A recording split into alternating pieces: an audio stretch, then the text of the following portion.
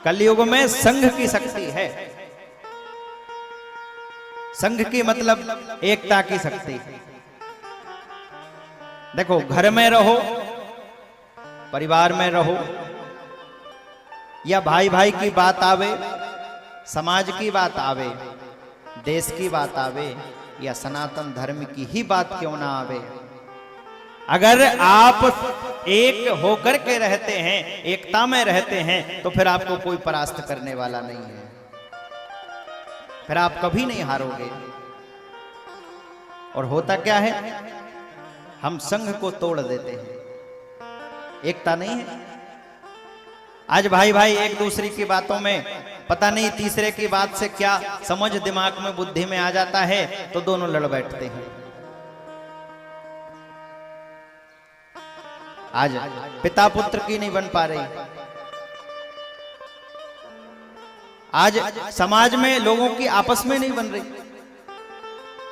समाज तो दूर की बात है, घर परिवार में नहीं बन रही। और जब तक एकता नहीं होगी, समझ लेना आपको कोई भी परास्त कर देगा। एक गांव में एक बूढ़ी माता रहती थी, और बूढ़ी मां के 5 बेटे। कितने बेटे? जोर से बोलो जरा। हाँ, 5 बेटे, 5 का विवाह हुआ। और 5 का जब विवाह हुआ तो बहुएं आ गई। अब तो बहुएं सोचने लगी कि कब बंटवारा हो जावे। बोलो राधे राधे। 1-2 रहे जब तक तो ठीक, जब 5 आ जाए।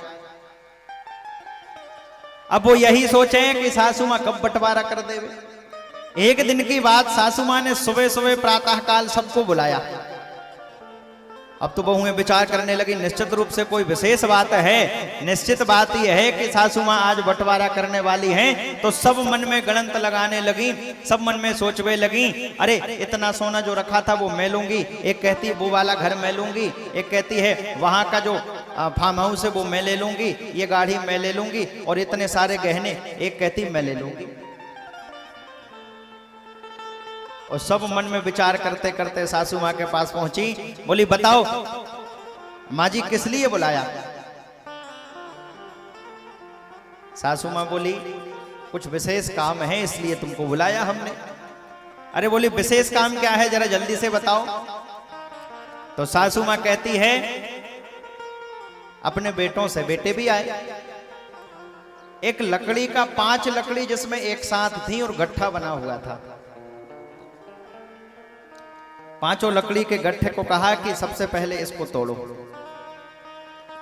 और 5 बेटे, कोई पहलवान, कोई बलवान, कोई जिम जाने वाला, कोई व्यायाम करने वाला, 5 तोड़ने का प्रयास करने लगे साहब। 5 ने बहुत मेहनत की, बहुत कसरत करी, पर टूटा वो 5 लकड़ी का गट्ठा किसी से नहीं। उन बेटों की मां ने कहा, जरा इसको खोल दो, एक एक लकड़ी तोड़ के बताओ। और जब एक एक लकड़ी तोड़ दोगे तो फिर मैं तुम्हें जो चीज जिसलिए मैंने तुम्हें बुलाया वो बात मैं तुमको बताऊंगी। और देखो, 5 लकड़ी एक साथ थी इसलिए तोड़ना मुश्किल था। एक एक जब करी तो एक एक करके 5 को तोड़ दिया। अब तो बहुएं कहने लगी, माताजी जल्दी से बताओ सोना कौन सा हमको देने वाली हो, क्या हमको देने वाली हो। और सास बोली, सोना कुछ और नहीं, सोना बस यही है। और क्या है? देखो, जब तक 5 बेटे एक साथ रहेंगे, तुम सब जब मिलके रहोगी तो तुम्हें तोड़ने वाला कोई नहीं होगा। और जब अलग अलग हो जाओगी तो तुम्हें कोई भी आएगा और तोड़ के चला जाएगा। इसलिए ध्यान क्या रखना है कि सबको मिलके रहना है। यह जो एकता का सूत्र है, यह अगर जीवन में आ जाएगा तो फिर इससे बड़ा कोई सोना नहीं है, इससे बड़ी कोई दौलत नहीं है। इसलिए एकता में रहो, एकता में रहोगे तो तुम्हें कोई नहीं तोड़ पाएगा। लेकिन महाराज, ज्यादातर ये विखंडन का जो काम होता है, ज्यादातर विवाह होने के बाद प्रारंभ होता है। बोलो राधे राधे। अरे जब जेठानी सज धज के घूमती तो छोटी सोचती अरे ये बड़ी सजी धजी घूम रही। हाँ,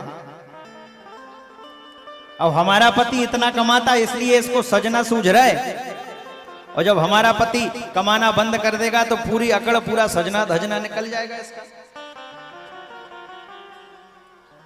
एक दूसरे की बातों पे।